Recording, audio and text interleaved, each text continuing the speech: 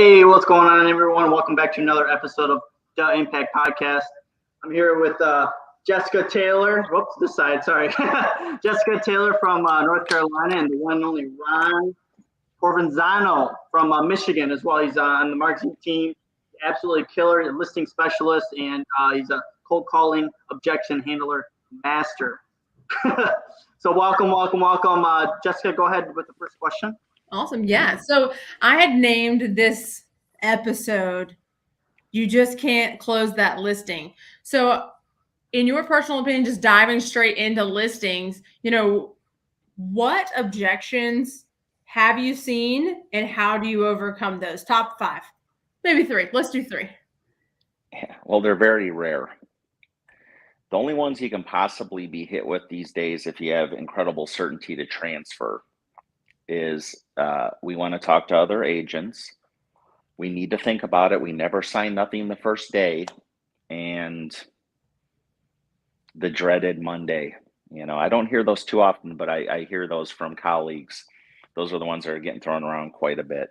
In addition to the, will you cut your commission? And I had a guy here who would do it for 4. And what I say to that is, if you had any faith in that half-trained nitwit doing it for 4%, I wouldn't be here. So let's just go ahead and get past that right now. I love that. That's so funny. Oh my goodness. If you are sitting down with level 10 certainty,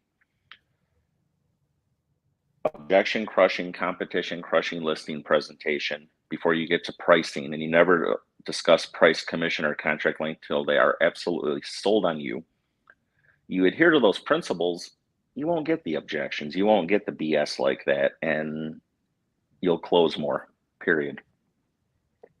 So what has made you such an amazing closing agent? When we talk about listings, we talk about for sale by owners, expireds, like obviously 2021, you were agent of the year at the Mark Z team. Congratulations for that.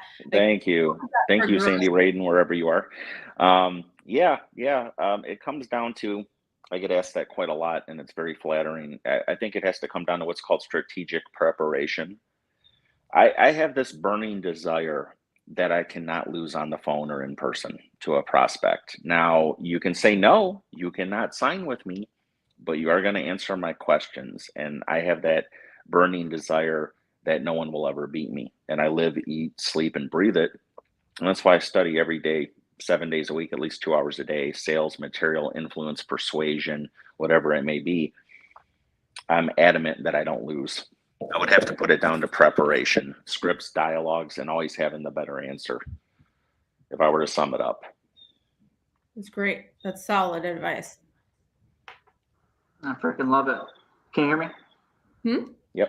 All right. So I wanted to, well, you kind of covered that one, but I wanted to talk about what is the key to cold calling?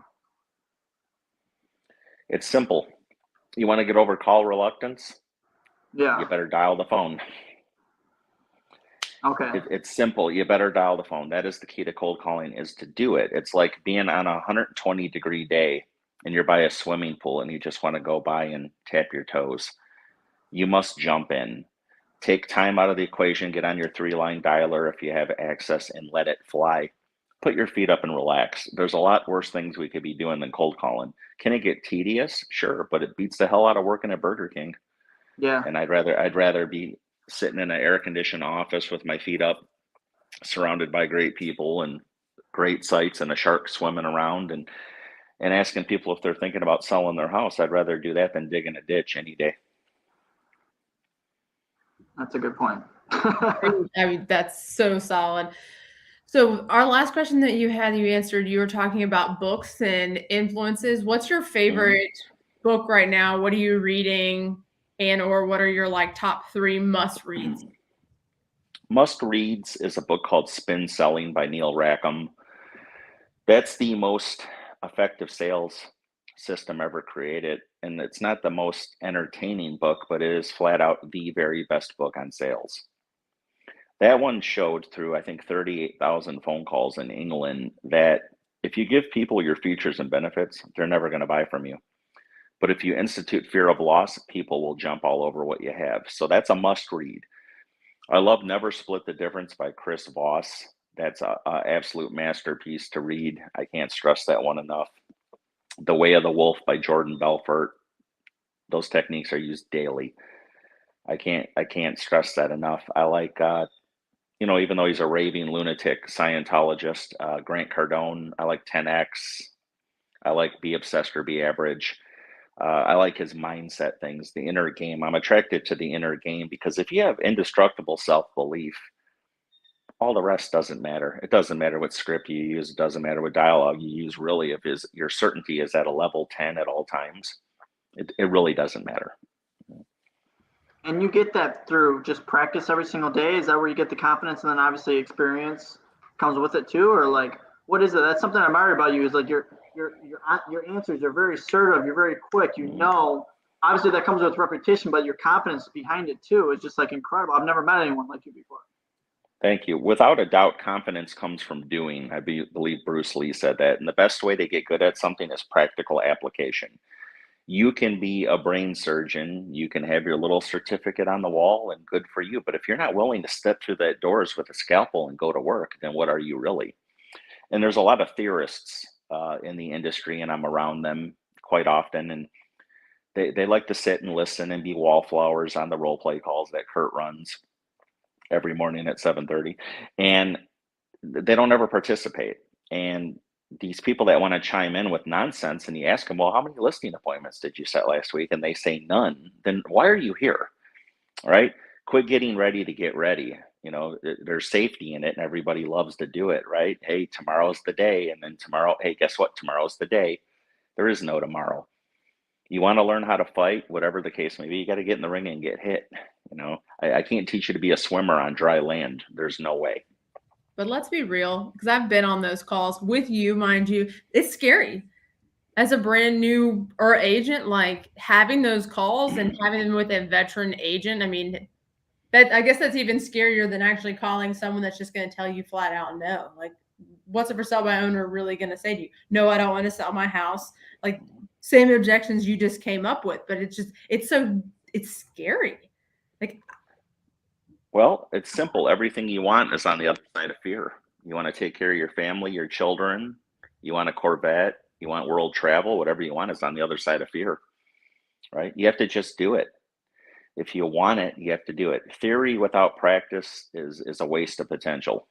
It really is. Anyone can be an armchair quarterback and tell you all the what ifs they would have done. But if they've never once picked up that phone and convert a stranger who don't want them, I don't have any respect for them. What's the key to expired listings? Because like obviously, again, you're great on the phone, but once you get the appointment, you get the listing. What's the key to the expired listings? Because they've already tried to sell before, so there's already that. I assume it's not that good marketing, and I assume the price. Those are the two main things, obviously. But now you're coming in, and you got to make sure you sell it quick because they have, you said your things on the phone and listing appointment. What's the key to that? In person or on the phone? You already got the listing and you're ready to go. What's the key to selling it quick? Because obviously it's already expired, or whatever, so it didn't sell. So obviously we all know that price is the number one issue, and then obviously market. What's the key factors on selling it quickly because it didn't sell before? Well, they're going to know. They're going to know first and foremost when they sit down with me, I am unlike any other agent they ever talk to. When they see my pricing strategy, they've never seen it before. The key to getting it sold quickly is there's two things. They have to do every single thing I tell them to do. I find that clients who listen to me look very happy on closing day. And the ones that try to fight me and tell me they know more than me, they end up in the graveyard. Pricing is critical. There's no danger in underpricing your home on day one unless you're too eager to take the first offer. If the house is worth $300 all day long, you can bet I'm going to be at $289.9 opening day. If the house is worth $360, I'm going to be at $349 opening day. So underpricing on day one, and they're going to know I'm different than their last agent. So they're why going to know. Underpricing so important to you specifically? Well, it's the law of supply and demand. It's gravity. It applies to every single house on planet Earth, including theirs, right? It's simple. It's the eBay effect. If you had a very valuable set of AirPods, say they were worth $260, you know it and I know it. Would you put them on eBay for 260? No, you'd probably put them up for 199, and then you end up selling them for 300 because people get addicted to the hype. It is truly the law of supply and demand, and that house worth 370 is better than every other house at 349.9. And then everybody's going to come running at me with their checkbooks, and then we're going to drive that price up to the moon and back until my I want, seller says, "Hey, that's what I want." I wanted to ask you because for our viewers, you're in the Novi area type, right? Yeah, yeah, Metro Detroit, yeah. Yeah. So like, I want to ask you though, and you may not specialize in, but nevertheless, I still want to ask your opinion on it because I value it. Because I know supply and demand, it's like a no-brainer. Like everything you just said is just like so true. But if you're like listing a property kind of out in the country, nothing sold in 10 years, the supply and demand, like obviously it's even greater because there's nothing really to compare it to. But like because I've heard you talk at the boot camp before, and it's like, and it's obviously gold, but it's like you're saying like be lower than your competition. But what Always. if there is no competition and it's like nothing, it's like a farmhouse or something like that, and nothing sold in like a while? Like, what's your strategy on that? Well, worst case scenario, and this is a last resort, is square footage. I never factor price per square foot unless I'm forced to, because it really doesn't mean anything. But worst case scenario, if you have a house without a comparable, I'll do that. You can run an RPR, which EXP offers, or you can ask the seller my favorite question. If you were to win $1 million cash to guess the exact amount a buyer will pay for your home in the next 30 days, what do you really think it'll be? And I make them answer that question for two reasons. One, I want to know if they're crazy. And two, they're always right because they know. These sellers who claim they don't know what their house is worth are full of shit because they all watch Zillow, they all watch their Zestimates, they're all on their third mortgage with Huntington Bank giving them free appraisals, so they know. And that's how you can get it out of them. And if truly you want to know what a house is worth, put it on the market. True fair market value of a home is one showing per day. So if you have 7 showings in 7 days, the market's telling you price perfectly. And in 30 days, you should be handing a check to your client for that amount. That's not enough for me, and I don't want it to be enough for them. I want 10 showings a day and 12 offers the first week. That's why I'm going to be over here. That's amazing. That's really good. And Ryan had mentioned the boot camp. So I just want to kind of touch on that just for a second for those that do not know what that is. So Mark Z's office does a 3-week boot camp. It is open to all EXP agents or just open to any and all agents who want to come. It doesn't matter what branch you're with. We get them from Remax, Century 21, Keller Williams, you name it. They all come in and want to see what we're up to. They've heard the myth. It's a 3-week boot camp. Each day is a different module. I think it's 3 hours a day. We start up again April 25th in Troy. And of course, if people can't make it, obviously they're out of state, whatever the case may be, there will be a Zoom link sent out daily where you can watch the festivities and participate. And then the best part, most fun, is I'm going on day 1 to crush objections with Kurt and Jimmy. So that's going to be a lot of fun. That's going to be a good one. I definitely am going to sign up for that to watch it. And obviously I'm in North Carolina, so it's going to be a little hard for me to be there, but yeah, thank God for the internet, huh? I'm telling you. I know. Where would we be without Zoom? Like, would not be crazy here, for sure. All right. Well, I really would love to know, and I kind of had asked it earlier, outside of real estate, like what impacted you to be the person that you are today? In general? In general. Probably the police academy I went through in 2004 made me into this monster I am today. And I've never recovered.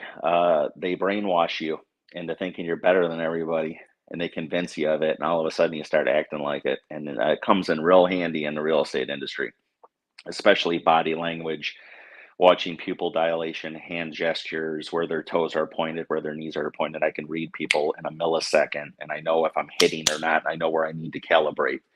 Micro calibration is very important on a listing presentation or buyer or anything else. You have to be able to calibrate to the other person. If you're pushing too hard, when you need to ease back, and when you're not pushing hard enough. So I'd have to say my police background, definitely. Shout out to the guys and gals in Wayne County who are probably watching this and heckling as we speak. So I'm sure they are. They'll support you all the way through and through on Oh it. yeah. With friends like that, I don't need enemies. Yeah. No, I would say Yeah, not. speaking of that, Mervet Cashat said no Yes, tell him. Mervet. Yeah, she said no tell him I said Ron is the best and I miss working with him. No, she's gonna make me blush. Yeah, Mervet's a sweetheart. She has a bright future in the industry. I think she's gonna do very well. Is she a real estate agent as well? Yeah, she was in office for quite a while. I think she branched out on her own. She's still an EXP, and I think she's going to do very well. Well, you're going to do awesome. Thank you, Marvette, for watching. If anybody has any questions, we are live and we have Facebook and YouTube. So definitely drop your questions if you have them. Follow us, subscribe. We really appreciate it in general. All right. One thing go ahead. Since we pushed a week, I need to know what happened with this magical listing that fell in your lap. Tell us all about it. Well, it's one of those things like, what are you doing at 5 o'clock? Well, I don't know. What am I doing? I got a $500,000 condo in Novi. Well, I went and met this couple. The sad truth of the matter, for sale by owner, the wife wants to sell tomorrow and go move in with her daughter. The husband says, no way in hell. We're not moving till our new condo is done in August. When one doesn't want to move, guess what? They're not moving. I thanked them for their time and I ejected. I was there probably less than a half hour. But happy wife, happy life. I don't think in this culture, But yeah, he doesn't want to live with his daughter and his son-in-law, he told me. And once I reached the impasse and tried to handle the objection to that, or should I say the stall, to identify and isolate if it was a real thing. I said, if I threw $600,000 on your kitchen table tomorrow and asked you to be out, would you take it? He goes, I can't because I have no place to go. And the wife goes, I'd take it. I'm like, again. That's an objection you really can't It's more of a condition, one wants to move, one don't. And if one is allergic to money, I have no cure for that other than a big check on closing day, which they made it very clear they don't want. So I'm on to the next one. What about sorry, Ryan, go ahead. So he says no place to go, but obviously you can find him a spot. Well, it would be short-term rental. He's just not, Yeah. He didn't want to do a double move. So he's not interested in a double move. The wife really wants to move in with the daughter, so they couldn't come to an agreement on that. So have a good day. So what's your follow-up process on that? Bye-bye. That's my follow-up process. process. Have a good day. I don't follow up with FSBOs and expireds. You get one shot with me. If you're mentally ill on a Monday, I don't see you getting cured on a Friday. I got 10 more that look just like you tomorrow. I'll go with them.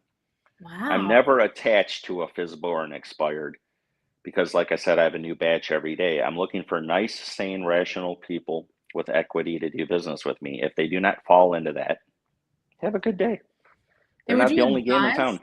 That, as even if it's a brand new agent, and I say that, I keep bringing that up because bye-bye, period. Just be done with it. If you're doing dialer, and it's actually lovely because you said that. One of the gentlemen that's coming onto my organization, he does wholesaling and he's huge into dialers, and he is doing actually script practice with us. And it's lovely because he talks to us about dialers, and he's like, you can do 3 at a time, 6 at a time. I don't recommend 10 at a time. And you said put it on 3 at a time, put your feet back and let it dial through. And then if it happens, it happens. If it doesn't, you move on. Yeah, I'm not really into that wholesale scam artist stuff. I'd rather just do single line dialers or triple line dialers and go after single family homes. I'm not looking for multifamily, commercial, any of that nonsense. I'm not looking to rip off old ladies for their house because I know they're desperate. I don't have time for that. Well, I respect everyone's feelings. I was just actually talking about the dialer, not necessarily the wholesaling. Sorry to go down that. Well, you know me. I'm gonna say it anyway. I don't hold back. You hold back, you get a toothache. Love it. Let's see. What else do I have for the Ron? I know that we've had you on, so I just want to say thank you very much for coming on a secondary time. You are welcome, kind of a master at what you do. Thank you. Sir. That was last June already. Would you believe we were last on? One thing I've done since then is I've taken on coaching students. I have about 6 across the country right now. that I counsel one-on-one. I teach them my bulletproof listing and pricing presentation they'll never see anywhere else. I'll give them my dialogues, and I'm going to turn them into invincible killers. So I have started doing that. If anyone's interested, DM me at Ron Pro Closes, and we can talk and see if we're a good fit. Because my style isn't for everybody, but it is for people that like to be invincible and make money. But you are savage, and sometimes you have to be savage to make money. If you have big goals in this industry, it's one of the things that, like, when people come to me and they're like, I want to get in the real estate business, I'm like, one, this is a lifestyle. It's not just a job. Like, you have to eat, breathe, sleep like real estate, period. I mean, personally, I love your vibes because it's like, put your blinders on and do your job. Yeah, the best thing about real estate is you get to pick the 17 hours a day you work. I mean, how great is that? You know, where else do you get to do that? Think about it, real estate. We're the one profession that you can take a 40-hour course and make more money in a year than a doctor or a lawyer. Who else can do that? And set our own hours. We can sleep in if we want. Yeah. It is nice. Definitely. I do not miss my 8 to 5 job and being told what to do and how to do it and told that I'm not good enough. No, thank you. No, not at all. I'm my own boss. So Ron, you could be a listing specialist anywhere. You could be this killer anywhere. Why did you choose EXP? You know, it's just one of those things. Believe it or not, I did try EXP once in 2018, and I did 2 deals with them, and I didn't like Skyslope, and I didn't really get it. And then one day on Facebook, I knew who Mark Z was. I've seen his billboards for years and years and years in the commercials, but I didn't pay much attention. And he put up a post on Facebook called "The Benefits of Joining a Team" and how to never have a bad day on a team, words to that effect. And it was a nice long post. And it really struck me. And I messaged him, and he set up a meeting with Kurt Shewell. We all know Kurt Shewell could sell ice cubes to an Eskimo in his sleep. I think he came out of the womb selling. And I sat down with him, and he made it a perfect fit again for me. And it's been 3 years with him now, and there's no looking back. Only fondly. Shout out to Kurt. He does know how to talk about a closing. He can close. Oh, that's the best salesman you'll ever meet in your life, right there. I mean, that guy was that guy came out of the womb and sold a stethoscope to his doctor. There's no question. With so much passion, like knowing your why is really important. So I guess, flowing on that, what's your why? I don't have a why. I have a how, right? We all know the big why. Well, we like to eat. We like to pay our bills. We like to travel. So don't get stuck into the big why bullshit. That's what I call it. Let's talk about the big how. How are you going to do it, right? Everyone has the picture of their kids. These are my why. Well, no kidding. Now, how are you going to do it, right? People want accountability. I want an accountability partner. Okay, if your spouse yelling at you where the money is and your kid saying, hey, mommy, I'm hungry, if that doesn't hold you accountable, how the hell am I going to do it, right?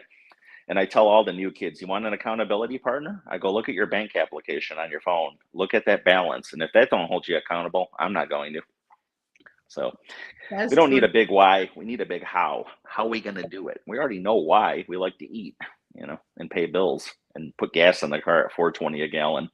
So we don't need a big why. Yeah, I had a big why last night. Maybe a little soon to say, but kind of found out that we may be shifting our timeline to leaving this area about 1.5 years, maybe 2 years, a little bit sooner. So I literally was up all night long, like, how am I going to do this? What am I going to do? Like, I just started a business, and it's the how. Yeah. You just got to figure out the how and write it down and like streamline, excuse my language, world out there, like, leave the bullshit aside and like go. Like I have the hardest time with my calls. And that's why I'm definitely going to put all your information for your coaching down here. That's phenomenal. If people like his style, contact Mr. Ron. He will get you where you need to go. But it's solid. It's gold. Everybody needs a little bit of how. Well, I want you to learn how to sell real estate. Your license says real estate salesperson. It doesn't say local market expert. It doesn't say pump faker on social media. putting up other people's listings and taking credit for stuff you didn't do. It doesn't say that. It says real estate salesperson. And you better know how to sell. So everyone who's reliant on social media, what happens one day when Instagram's extinct? What happens when Twitter's extinct? If you can't close in a boardroom or at a kitchen table, you're going to be in for a rough ride. So enjoy it while you can, but you better learn how to sell. Selling 101 right I mean, here. where's MySpace now? That was the epicenter of the planet for how long? Now it's where? We don't even know. What happened to Paris? What happened to Periscope and all that? You know, and Foursquare or whatever the hell that's called. Where are they at now? Right. So seriously, everything has its run. It does. But being a good salesperson, you always. Even I remember. It might have been Ricky Caruth that said it, but then again, I could be wrong. Even during the crash of 2008, 2009, homes were still being sold. It's just how were you going out there and doing it? Were you making the calls? Where I said there was a crash, but the whole entire time houses were being sold. Exactly. You want to be market proof, shift proof, recession proof, any kind of proof. Underprice a house on day one. Again, it is the law of supply and demand, and it is absolutely infallible. Big word of the day, infallible. Sounds big, like gymnasium. Yeah. What's the definition of that word? Bulletproof. Can't be argued. It's like Jessica, but a word, you know. I love it. I was going to ask you, for a new agent getting in the business, what would be a key? What would be some of the keys to being a successful listing agent versus, just being a regular agent? And specialize in that field, because that's where the real power is at. Being sure. The listing side has all the power. If I woke up tomorrow brand new, you better prepare. Find the best coach you can find and learn from them. Model yourself after people that have gone down the path and been successful, right? Learn the first 2 golden rules of real estate. Number 1, always get your questions answered, right? Not a question, your question. And number 2, if you think you're speaking too slow, slow down. And I say those things all the time, and those things will get you farther than anything else.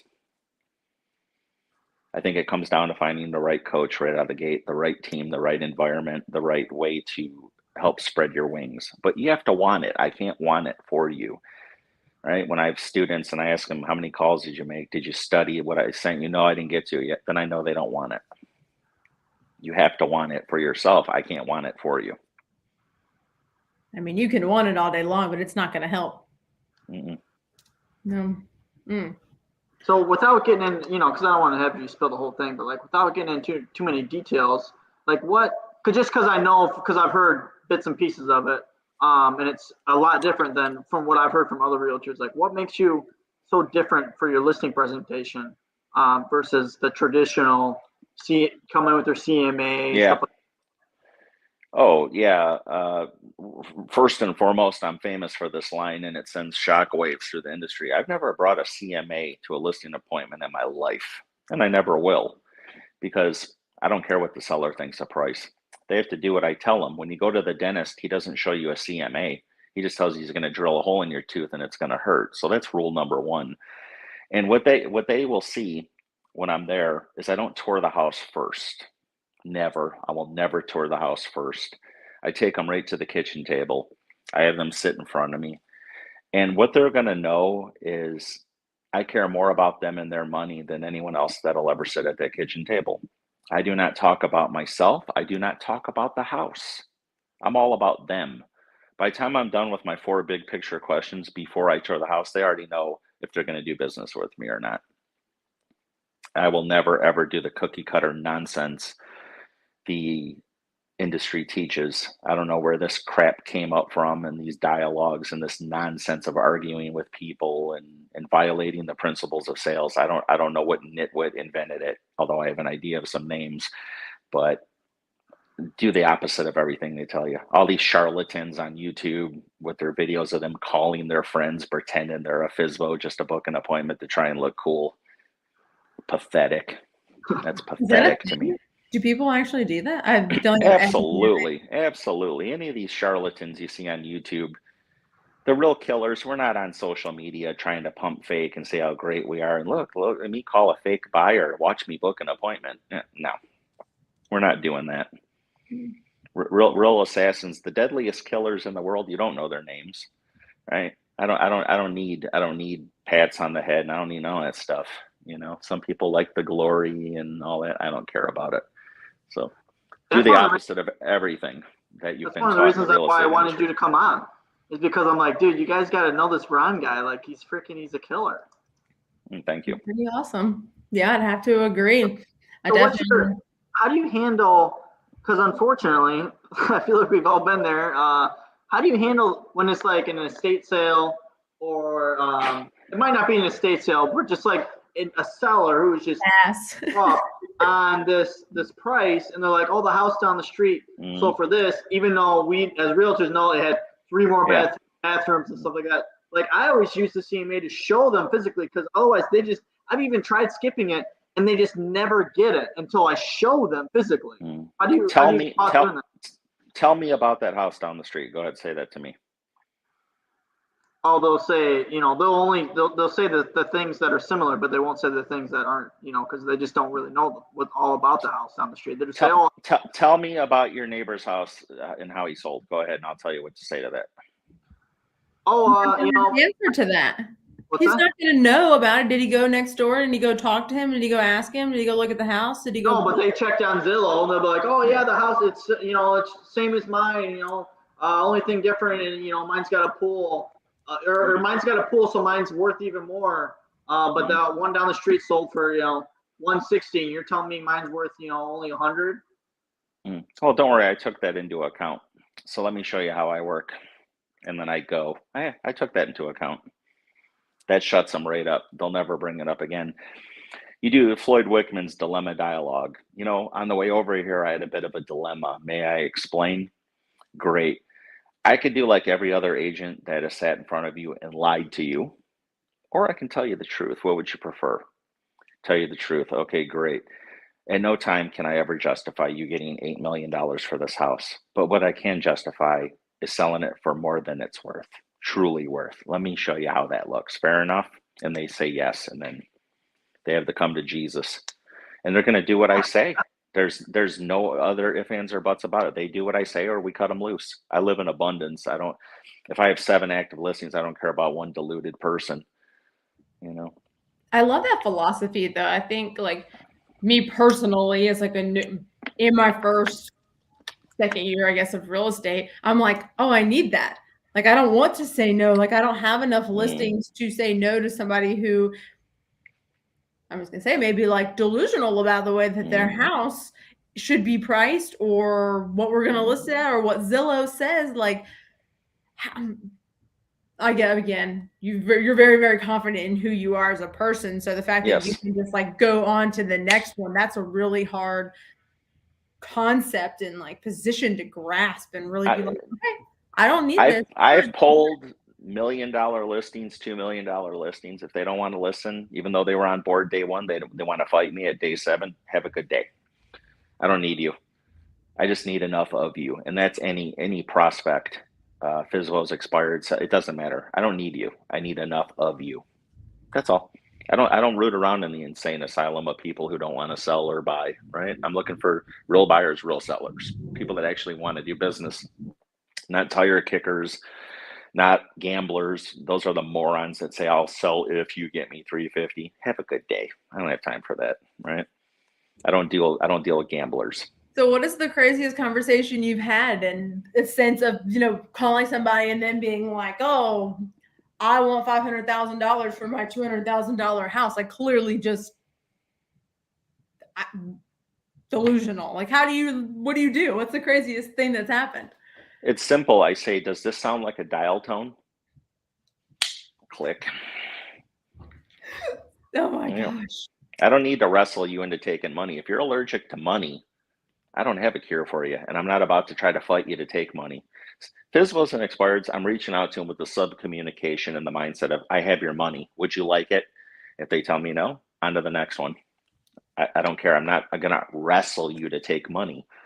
I'm not one of these Mike Ferry nitwits who want to wrestle with everybody and objection handle with everybody. No, I get my questions answered. I don't need to follow up. I don't need to follow up on Monday. How do you get all of these clients? Like all these prospects? One of the questions that we got were, how do you get more listings and how can we attract more sellers? The best way to get more listings, you have this little thing called an iPhone or an Android phone. Zillow FSBOs are my favorite targets every day. We do have ISAs in office that training them falls to me quite often.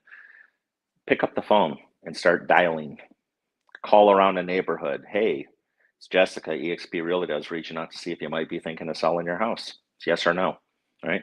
FSBOs are the low-hanging fruit every day. Here's how a day should look like. Whatever time you get on the phone, whether it's 8 a.m., 9 a.m., doesn't matter. This bullshit myth of you got to call the expireds at 8:01. Nonsense. It's not who calls them first. It's who calls them best. I don't care if it's 6 at night or 8:13. If you're better than the other idiots calling them, asking them why their house didn't sell, or even worse, are you the owner? Who else would answer the phone? That's the dumbest question in real estate. Next to me getting asked, do you have any offers? That's the worst, but that's a different conversation, right? Call them up and get your questions answered. You get your questions answered, you get rewarded with an appointment. You get in front of them and show them how you're different. Go left to right, top to bottom, and leave with the contract. They have to know you care. And I don't mean false rapport building bullshit the industry pushes. Oh, look at that lamp. I love lamps. Let's talk about your lamp for 30 minutes. Not that nonsense. You build real rapport by being an expert, by asking the right questions. That's how you build true rapport. Not the fake bullshit about, oh, you like shoes, I like shoes too. Let's talk about Prada pumps all day, Jess. Nah, we don't need to do that. That's repulsive to people. So would you recommend people going to the 3-week boot camp to learn how to have these conversations and what the right questions are to ask? Or without a doubt. I mean, without a doubt, you're going to get a crash course on how to be a real estate agent. It's a lot to consume, but if you really want it and you got a little pen and paper, and a lot of people record on their phones, there's ways to do it. But if you want to go from 0 to 60, come to the boot camp. Check into our boot camp, and we'll teach you how to be a real estate agent. There's some great speakers. There's hundreds of years of experience on there, and you get to see Al Abdallah do a drum solo, man. I mean, how great is that? You know, that's what it's all about. Yeah, I think it's great because I was with Realty Executives before, great company, by the way. And it's just kind of like everyone's nice and everything, but and I feel like it's most brokerages. You know, I can't speak for everyone, but I can speak for for the one I was at, and it's just like, here you go. You know, you're just kind of winging it. You know what I'm saying? I learned things. I was a realtor for 2.5, 3 years. The first time I saw one of your guys' boot camps, and I was learning how to show a home properly. I was learning how to just do basic stuff, and it was just like nobody teaches you that stuff. You know what I'm saying? So it's incredible. You get told the cookie cutter nonsense that the real estate industry spits out. That has nothing to do with selling a home. I don't know what morons came up with this structure, but that's what's pushed on new kids. You know, they want to learn.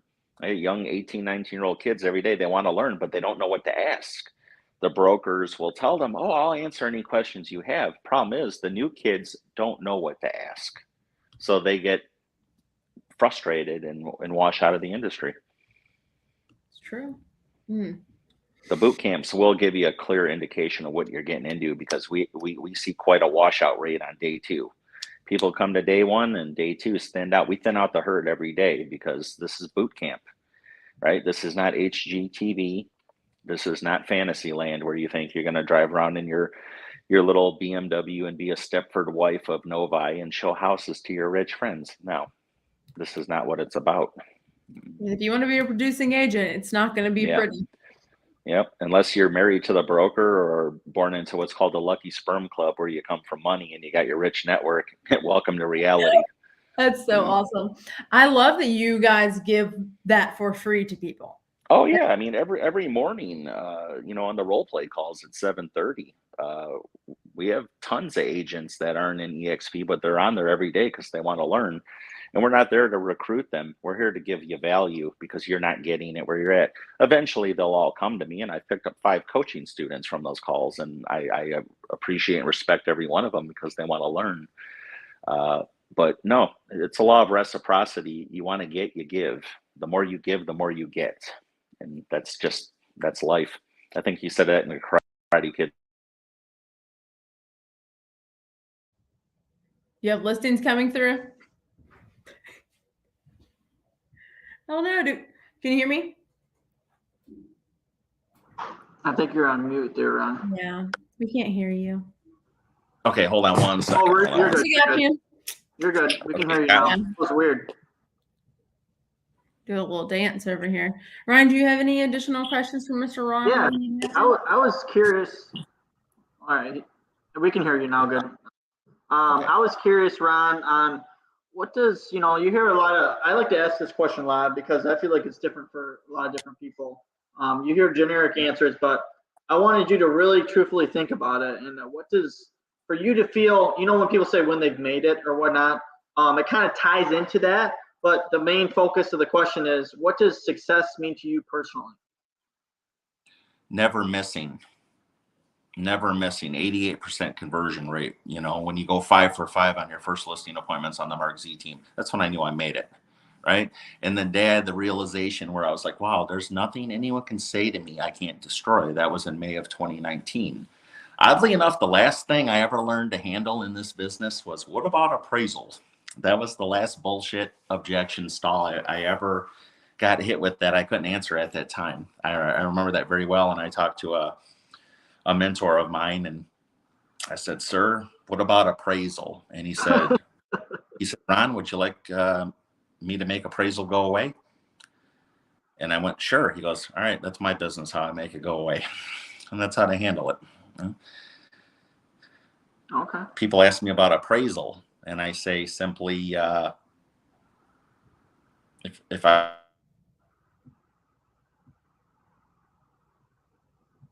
Uh-oh. All right, I got you. Might have some bad signal over here. Appraisals can be a doozy, man. What's the appraisals? Yeah. Yeah, they're just like, they'll get you real good. He's back. Yeah, appraisals can be. I've been pretty fortunate lately. He'll probably jump back in here in a second. I've been fortunate with my appraisals lately. I think it comes down to appraisals can, for people that don't know, appraisals can affect, they can make or break the deal. The two main objection or two major points in a transaction is the inspection and then an appraisal when you're using a mortgage. And when it comes in way low, if it comes in way high, that's great for the buyer, maybe not so much for the seller, but the buyer comes in with instant equity, which is great. But when it comes in lower, which not so much this year, but last year in particular, they were getting in this bidding wars, and the prices were going so high, the appraisals were coming in lower, and that's where these issues came in. That's why I make them bring cash to the table. At a house in Northville, we took $875. The other agent, everybody and their mother told me I was nuts and I would never get it. Well, lo and behold, it appraised at $808. Total miracle, right? Well, we closed out at $875 because what that agent did is she compromised her clients. She used the words desperate, can't find a house, sleeping separately on their parents' couches. She took all their bargaining power away and gave it to me. And that's why I nailed her to the wall and made her bring the money. And I can't stress that enough. There's a good tip for newer agents. Don't say anything to compromise your clients. Whenever you're asked a question, remember these words. Is this a material fact that will help or hurt my client to reveal? That's what you have to ask yourself. Will this help or hurt my client to reveal? Motivation, have they found a house yet? All those things are none of their business, and never, ever give that up. Now, if you tell me your clients love the house, well, love costs money. And the worst thing you can do is send me a love letter. You send me a love letter, I'm going to drill you for another 10 grand just for that love letter. Now, again, the average agent doesn't think like me, but if you send me a love letter, you're taking away all your bargaining power in inspection. If you're telling me how little Billy loves the backyard, I'm going to remind you of that when you want your money off for wires. Not happening. Again, you're hurting your client. Even worse, escalation clauses. Escalation clauses, first and foremost, are a violation of the code of ethics. If you send me an offer I'm asking $299. You send me an offer for $305 and you'll beat any offer up to $320. I'm going to call you up and say, great news. We're going to remove your escalation clause and I'm countering you at $320 because you just told me that's what your client will pay. And 99% of the time they do it. So how about appraisal gaps? Do you guys have those in Michigan? We have them here, but I very rarely take them. I don't really need them because I find the people that have the money and can put the most down, and I know they have the money to buy the house. I don't take very many appraisal gaps. I think one every couple months I'll take, but normally I don't have to. Yeah. Around here, they're pretty big just because of the VA loan. I mean, there's so many military families, like conventional, and that's like the only way they're winning. Right. God bless our men and women in the service, but whoever thought zero down was going to help somebody, it doesn't. All right. I'll take a VA loan. I'll take a VA loan if I know they got cash, and they'll assume any and all repairs. That's the only shot at taking a VA loan. It hurts my soul sometimes when I have a VA buyer and I'm like, okay, like this is the market conditions right now. This is what you're going to have to bring. And they say, well, I'm a VA loan. I don't have to bring anything to the table. I'm like, I'm so sorry. That is a common misconception. And that's just not true. You have VA funding fees. You have to put due diligence in. I mean, North Carolina, that's how offers are being won. I have Raleigh, $100,000 due diligence, $50,000 due diligence. Like, I'm so sorry, but the VA is not going to cover that. And then you have to do appraisal gaps on top of it because it's going to tide water. Like that's just what the market's doing. And people, they're like baffled by it. It's just, it is what it is. Oh no. Yeah, and you can't, at least in Michigan, you can't, the VA can't pay any transaction fees either. So like, if your brokerage, demands or requires a transaction fee, that's something that your client can't pay. So either you have to pay it or the broker has to eat it. And if, unfortunately, sometimes with my old brokerage, if you do so many of those or whatever, it's got to come out somewhere, so, and they can't come from the VA lender by law. So that's something. It's not something necessarily to keep in mind, but it's just unfortunate to your point. No, it's true. I have a transaction right now that. Oh, go ahead, Ron. Sorry. No, go ahead. Finish your story. I have a transaction right now where there was an issue with the seller. Like during a VA loan, the seller cannot pay the termite inspection. And the listing agent basically was like, oh, well, we'll just take it out of the credit that my client was going to give you at closing. And I was like, no, like I would rather pay that $145 than you my client give you a credit for something that he's not allowed to pay for. Like that just doesn't make any sense. Like that's just not going to bode well when the initial closing document comes out. Sorry. Well, that falls into what I always say, 90% of the agents around us are complete morons.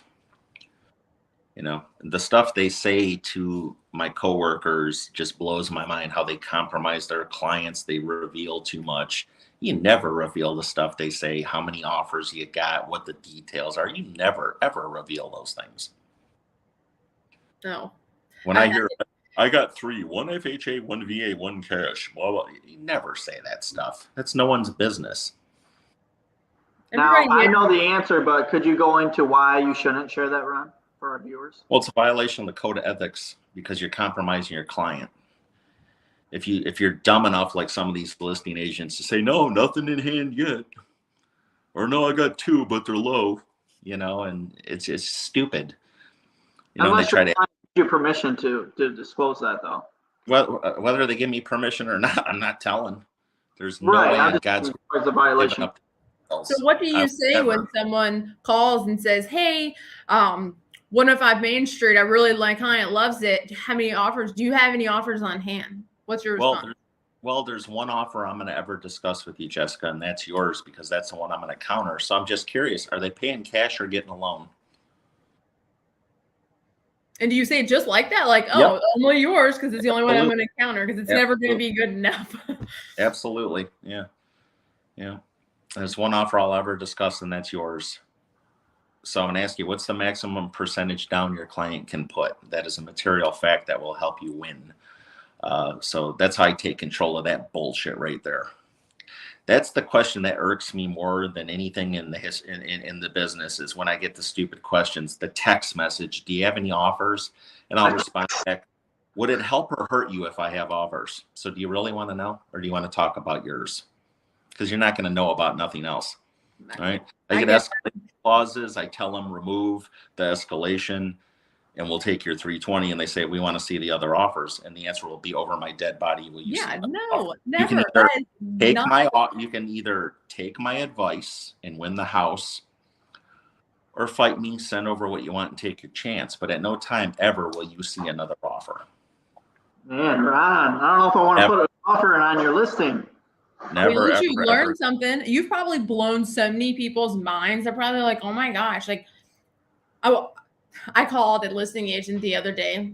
The house had been on the market for 45 days. Okay. We know it's overpriced. So I texted her and I said, hey, like, sorry for the late text. I was just wondering if your clients are willing to negotiate based on the fact that the house has been on the market for, 45 days. She called me and was so angry and so offended that I even would ask that question. And I was like, in my mind, I was like, I feel like that's a valid question. Well, the thing is you don't need to remind these nitwits they can't price a house. They already know that. And what do they say hurts? The truth hurts, right? So calling them up and pointing them out like, hey, they try to do that with me if I go from $899 to $874.9, which I just did today at a house in West Bloomfield. And agents like to call me up and say, I see you dropped the price. I said, actually, I adjusted it. Now you're on the phone with me, so it worked. How can I help you?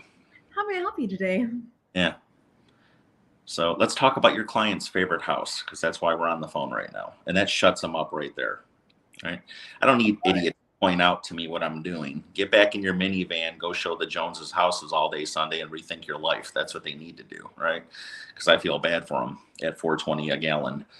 But yeah. So we have a question from the audience, and I know that buyers aren't your thing, obviously, because I know how to handle buyers. I just choose not to. That's the biggest myth, is that I don't know how to handle buyers. I didn't say you didn't know how to handle them. I have a feeling you know how to handle that's the biggest anything. Like around my office, it blows their mind if I answer buyer questions. I just choose not to. I don't like buyers. Okay, well, the question that we have with this crazy market, a lot of buyers stop looking to buy. How can we solve this? And what do we have to do? It's simple. Do they want to move, or do they have to move? That's something you need to find out. And you know how you find that out? And I stress this to every buyer agent watching, every new agent in the business. You must have a bulletproof buyer presentation. Before you send an email, put them in the back of your minivan. Before you touch a lockbox, you better sit them down and take them left to right. And this is what it's going to look like. And they better sign that buyer broker agreement, or else I'm not going anywhere, because I'm not here to do charity work. If you want to burn $5 a gallon in gas driving people around that are tire kickers that are going to cut your throat for their best friend who's a discount agent at RE/MAX, be my guest, but protect yourself. So simply put, I need to know if they have to move or do they want to move. That's what I need to know. For your buyers, do you do a deposit? They call it something else in Michigan, I think. Earnest money deposit? No, like a retainer fee. No, I never have done that. No.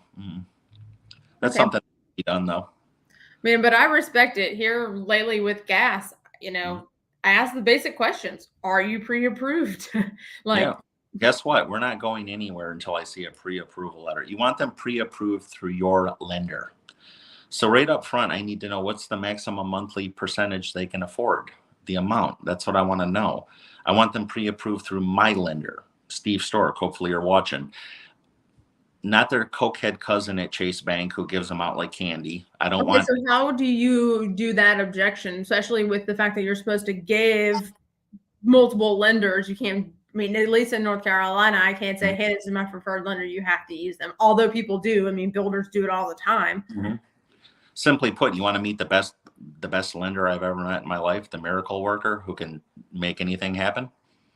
I got his phone number for you. He's not my preferred lender. He's not my in-house lender. He's just the best I know. Would you like to meet him? Would you like to make him compete for your business with your cousin? And besides, if he could save you a couple of points, what's the worst that can happen? Right. Let that hang in the air. No, simply put, do they want to move or do they have to move? Do they want to sell or do they have to sell? That's two different animals right there. One's not moving and one is, and it's up to you to distinguish which one they are. Or like I tell the new kids, don't work with broke clients. I can't stress that enough. But it's hard to differentiate that. If you don't know what questions to ask, and I mean, we've talked about this. People come in, 18-year-olds, 19-year-olds, they don't know what to ask. They don't know they need to have a pre-approval. They're just happy to have a client. And they're like, let's go run around and look at 50 houses. Yeah. I had someone call me the other day. Oh, go ahead. Sorry. Oh, no, I'm saying the true beauty is we have the next boot camp starting April 25th, and they're going to learn what questions to ask on day one. Kurt Shewell will walk them through. And this isn't a sell fest for the boot camp, but it'll clear up a lot of stuff for a lot of people, new and old. Well, if they I'm attend. definitely going to push for my organization to be at that boot camp. I have a lovely gentleman. Well, I can call him a gentleman. He's pretty young, but he is brand new in the industry, and I'm going to tell him he needs to be there. He needs to make sure he's there every single day. If he wants to succeed in real estate, he'll be there. Sean, if you're watching this, Troy will be on April 25th, buddy. I got to ask you a question, Ron, about the contracts for the buyer's agency. Because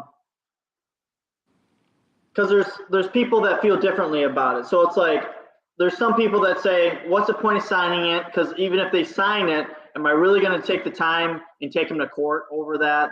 You know what I'm saying? So what's kind of the point? Plus, a lot of people don't like to sign, paperwork pushed right in their face before they're even really met you yet in person. Well, it's simple. On that? Simple. Are these buyers mind readers? Are they going to know if I'm going to take them to court or not? No. Most likely I wouldn't. But that signature protects me and it protects them because they're giving me confidential information. And I want their signature.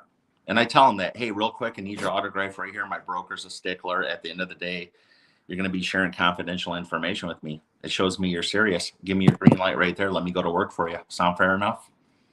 There you go. They don't know what you're going to do or what you're not going to do. But get that autograph. Protect yourself. Put any and all real estate in the state of North Carolina, state of Michigan, state of Florida. That way it protects you in case they're going to sneak off and try to backdoor deal you with a FSBO. You're covered. Yeah. The biggest deal with that is because I've had, unfortunately, I've had people, it's a FSBO, they do a handshake behind your back and they don't respond to your phone calls. I think the biggest way, because at the end of the day, you can't 100% prevent that. But I think a big thing that people neglect, or at least I did, is you need to make sure you explain the contract, what they're signing. If you're one of these agents who you don't really do anything, just say, hey, nice to meet you. I'll see you at the first house for the first showing. And then when you finally wrap an offer, you just send it over and just tell them to sign it. They don't know what they're signing, and then they don't know that they're tied in with you. You know what cure that real quick? A bulletproof buyer presentation. That crushes the objections in advance. You're not going to be showing 30 houses. They're not going to be asking you dumb questions. You're going to map it out for them before you even get in the car. Set yourself up for a success. Right? Yeah. Don't just run out with the Zillow lead and try to go show them 6 houses, and then they're going to take their cousin Morty, who's a failing real estate agent at RE/MAX. They're going to go in there with him and write the offer because he'll kick them $500 back, and you won't. So. Yep. Yeah, I can't trust on after having experience with myself, I can't stress on how important that is. Otherwise, you're running around and you're just such a waste of time and gas. It's just and it's not only forget your time, you're also wasting your client's time, which is making you look bad. It's make sure you're Ron just got done saying, I freaking love this guy. Make sure your questions are answered, and you need to do it. Map it out which will also make them feel comfortable with you. Right. When you go to the doctors, they have a plan, right? He doesn't just come in and say, hey, I'm going to do this. He has his clipboard. What does he do? He asks you questions and you answer him. So you better have your stuff mapped out. Take them through the home buying process from today to closing day. Walk them through what it's going to look like. Especially in this market, it is a win or loss proposition. There's a big difference between your first favorite house and your 7th favorite house. And they need to know that. The difference between those two is they must do everything you tell them to do. And when they ask you a question, you better answer it. Where do you think we should come in at? Give them an answer. Don't give them the bullshit. I don't know where you're comfortable at. No, tell them what it's going to take to win. They're looking to you for guidance, and give it to them, right? That they hired an expert, so they thought, right? Be one right here, right now. Be an expert. That's Can't why. That's why Ashley Smith. She just made a comment. She said Ron's a pro. Ashley. You are a pro. Ashley. Shout out to Kirby Lee, but she'll know what that means. All right, Ron. Well, we've had you here for an hour. We don't want to respect your time for sure. Is there anything you want to shout out to anyone? Any last comments? Again, I do one-on-one coaching. Hit me up at Ron Pro Closes on Instagram. We'll talk. I got to give thanks to Kurt Shewell, Mark Z, for putting me on the battlefield 3 years ago and giving me the career I want. All my friends in the office, Ashley, Renzo, Rob, Olivia, Palms, Amanda P, the whole gang in there, the admin staff, who I'd be nothing without them, you know. I do want to ask you one question is before we go is what is next for Ron? It's a good question, because quite honestly, 3 years in, I'm getting kind of bored. You know, once you slayed the FSBOs and the expired and you've dealt with everything, where do you go from there? I'm getting kind of bored. Think about getting my broker's license, maybe. I'm not interested in doing a team or anything like that. When I think about maybe becoming a broker or doing coaching full time, I think I've been there, done that, and got the t-shirt in this industry. So kind of bored with it. So it might be time for something new. Although I love the satisfaction of a for sale by owner telling me, I'm not signing anything tonight, and then hanging my lockbox 2 hours later. I'm still kind of addicted to that, but getting a little bored. I love that. I appreciate that, because I was genuinely curious, because I don't know, because we know each other, obviously. So I was just kind of curious on what's next for you, because you're so good at what you do. Thank you. I was kind of curious on, what's the next obstacle, because someone with your personality, you're not just you can't just do just average, like, you know what I'm saying? Like, that's why I was kind of curious, like, all right, what's Ron gonna be doing next year? That's why I was really. I get bored real easily. That's for sure. In the meantime, I'm just gonna sit on the throne made out of the skulls of my competition. That's what I'm going to be doing until our transmission. I can't wait to see what you're going to do. The future. You never know. Ron's. Rest assured, I will be getting my questions answered. That's for sure. Facts, for sure. All right, Ron. Thank you so much. We really appreciate it. And guys, we will see you next week. We will be back on the Impact Podcast. Cheers, everybody. Get after it. Thanks again. Don't forget.